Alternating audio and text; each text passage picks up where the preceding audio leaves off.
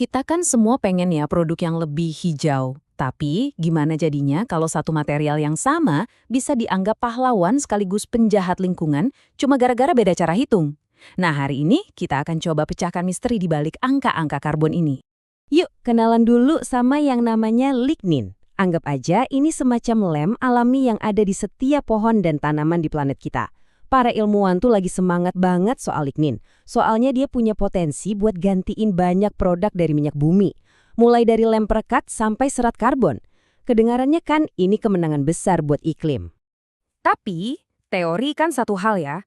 Pertanyaan besarnya adalah, kalau kita mulai pakai lignin secara besar-besaran, dampak nyatanya buat iklim tuh apa?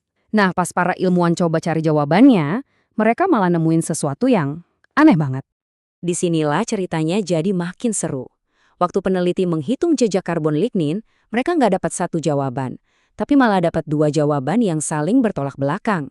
Satu metode nunjukin lignin justru nambahin 4 kg CO2 ke atmosfer. Metode lain malah nunjukin lignin bisa ngurangin 23 kg CO2. Ini bukan cuma beda tipis ya, ini tuh kayak dua dunia yang berbeda. Kok bisa? Perlu diingat nih, ini bukan asal tebak-tebakan. Para ilmuwan itu pakai metode standar industri yang namanya Life Cycle Assessment atau LCA. Ini tuh kayak buku panduan resmi buat ngitung dampak lingkungan. Nah, pertanyaannya, gimana bisa buku panduan yang sama ngasih kita dua kesimpulan yang berlawanan arah? Jawabannya, ternyata ada di asal-usul lignin itu sendiri. Jadi, lignin itu nggak diproduksi di pabrik khusus. Dia itu produk sampingan dari proses lain, contohnya kayak pembuatan bubur kertas atau pulp. Bayangin aja satu pabrik raksasa yang nggak cuma bikin pulp, tapi sekalian juga menghasilkan sabun, panas, dan yaitu lignin. Nah, ini yang bikin pusing. Kalau satu pabrik besar bikin 4 produk beda-beda, gimana cara kita bagi-bagi total polusi dari pabrik itu ke masing-masing produk? Siapa yang harus nanggung dosa lingkungannya? Biar gampang, kita pakai perumpamaan deh, seekor sapi. Selama hidupnya, sapi kan ngeluarin emisi karbon. Tapi sapi itu ngasilin dua produk utama, daging dan kulit. Nah pertanyaannya, berapa banyak emisi yang jadi beban si steak dan berapa banyak yang jadi beban sepatu kulit? Dibagi berdasarkan beratnya atau harganya? Inilah yang disebut masalah alokasi. Dan ternyata nggak ada satu pun jawaban yang mutlak benar. Karena nggak ada satu jawaban yang pasti benar, para ilmuwan jadi punya banyak banget aturan alokasi yang bisa dipilih. Bahkan katanya lebih dari selusin. Dan seperti yang bakal kita lihat, aturan yang kamu pilih itu bisa menciptakan realitas yang sama sekali berbeda. Oke, kita lihat 3 contoh aja ya. Kalau kamu bilang pulp itu produk utamanya, maka lignin dapat jejak karbon 0, dianggap cuma bonus. Kalau kamu bagi berdasarkan massa, lignin dapat jatah kecil, soalnya pulp kan jauh lebih berat. Tapi kalau kamu pakai alokasi ekonomi, dampaknya jadi naik turun, tergantung harga jual si lignin. 3 aturan, 3 jawaban yang beda banget. Jadi intinya, ada 3 faktor besar nih yang bisa mengubah hasil akhirnya. Berapa harga lignin di pasaran? Apakah kita anggap pulp itu produk utamanya? Dan produk apa yang nantinya digantikan sama lignin? Tiap pilihan ini bisa mengubah angkanya secara drastis. Oke, ini mungkin kedengarannya kayak perdebatan akademis yang ribet ya, tapi dampaknya itu nyata banget loh. Ini mempengaruhi produk yang kita lihat di toko setiap hari. Coba deh lihat gambar ini.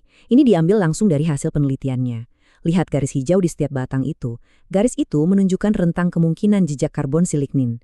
Kalau hasilnya ada di ujung bawah, lignin bikin produknya jadi super ramah lingkungan. Tapi kalau hasilnya di ujung atas, lignin malah bikin produknya jadi lebih buruk buat iklim. Pahlawan atau penjahat, semua tergantung cara ngitungnya. Contohnya papan MDF.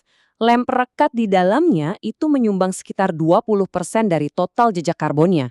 Nah, kalau kita ganti lem itu pakai lignin, yang 20% itu bisa jadi beban emisi tambahan atau malah jadi penghematan karbon yang besar banget. Cuma satu pilihan akuntansi, tapi menentukan segalanya. Jadi, ya inilah paradoksnya.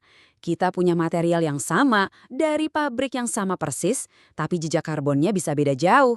Inilah inti dari misteri material ramah lingkungan. Oke, setelah semua ini, saya tahu banget apa yang ada di pikiran Anda. Jadi, angka mana yang benar? Angka mana yang harusnya kita pakai? Nah, para penelitinya sendiri juga mengakui kalau ini masalah besar. Mereka menyimpulkan, dan ini saya kutip ya, pilihan alokasi dapat memiliki pengaruh signifikan terhadap dampak iklim produk akhir.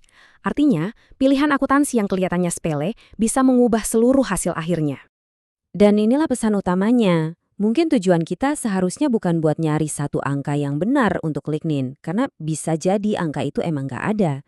Pesan sebenarnya adalah soal transparansi. Angka jejak karbon itu cuma hasil akhir.